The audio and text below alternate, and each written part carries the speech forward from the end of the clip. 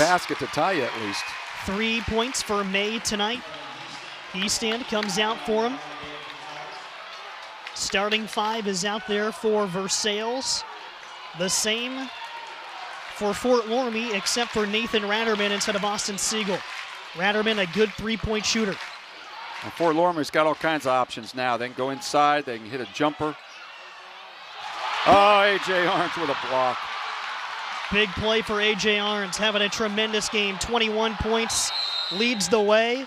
Tyler Siegel, he's got 4 blocks on the night of his own, but he got blocked in a very big stage there. 14 seconds left on the clock. And is there anything A.J. Arns has not done tonight? You know, we call his name when he does things like turnovers, rebounds, points, but all of the boxing out and all of the stopping penetration he does on defense and all the positioning and picks that he sets for his teammates, he has just done it all tonight. Very, very, very impressive. This is one of those games where the guys that work so hard, maybe not the guys that light up the stat sheet every night, but they put on all the work. You see what kind of a practice player a guy is on a night like this when the points aren't coming very easy, and the leaders certainly rise to it. He leads all scorers with 21 to AJ tonight. 12 from Justin Arns, 7 from Keaton McEldowney, 3 points from Carter May, 2 from Evan Heaston. That's the entire Versailles scoring. 9 from Nick Brandui, 5 from Evan Burning. Dylan Braun leads Fort Loramie with 14, 3 for Nathan Ratterman, 2 from Austin Siegel, 10 from Tyler Siegel. 14 ticks on the clock. All right, now we're going to have to see again who they're going to foul and how quickly they're going to foul them. Versailles would love to get the ball in the hand of their good free throw shooters, although tonight even their good guys have missed a few, so get the ball to whomever's open. I try to go to Justin. AJ will inbound. They almost waited too long. And it's Noah Richard. Richard's a good free throw shooter, but remember he came off the bench earlier when AJ had to go to the bench because of that little scrape he got after an and one bucket. And Richard missed the free throw, but he's been out there. He's been running around a little bit. This will be a different free throw for him.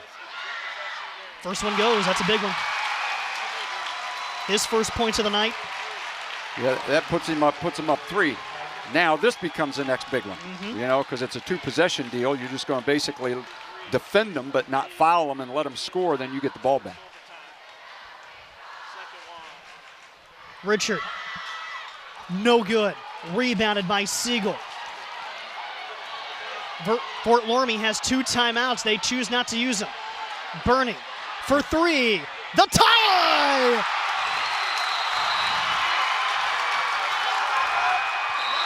Double overtime! Wait a second, we're not done. I think they may have gotten a timeout with a couple of seconds left on the clock. We're going to take a look. They're going to talk about it, but it's going to be with hardly any time on the clock. I looked up when the ball went through and it said 2.1. So, you know, it takes a little time to call the timeout after that. So there's not a whole lot of time left. Well, he had an open shot and he nailed it. Unbelievable.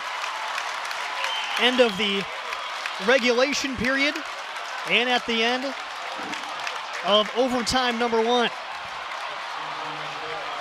And we got a technical foul. We have a technical foul? They will put on some time. Well, they got it at 6.2. I'm pretty sure that's not right. Maybe this could be just operator. Who in the world got a technical foul? It was the Versailles coach from the... I know that he was questioning how much time was left on it. Now they got 9 seconds. Nah, that's not even close. I'm not sure what was said, but it didn't look like the coach was that upset. 0.9. That's where they got the 9-0. It's, all right. Well, you know what? That's closer. Trying to operate a clock, it's tough to find the tenths of a second, but this is an enormous free throw for Dylan Braun because this could potentially win the ballgame. And he made it.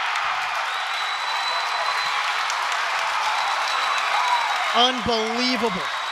Evan Burning knocked down a big three to tie the game.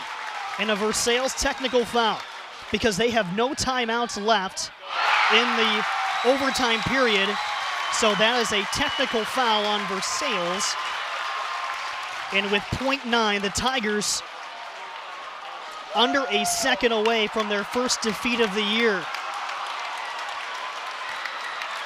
Man, think about all the free throws Evan Burning missed tonight that could have avoided a lot of the drama. But he came up big in the biggest moment of the evening, and he knocked down a three to tie the game for Fort Loramie and led to the last sequence that gave Fort Loramie the lead.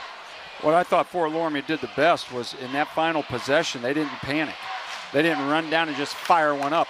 I don't know if it was he or the other outside guy, Braun, but early on in that possession, they had a chance from outside the top of the key. They were open. It was pretty deep, but they didn't take that one. They continued to work it, and then they got some defenders out of position, and there sat Braun on the three-point line with an open look, and he nailed it.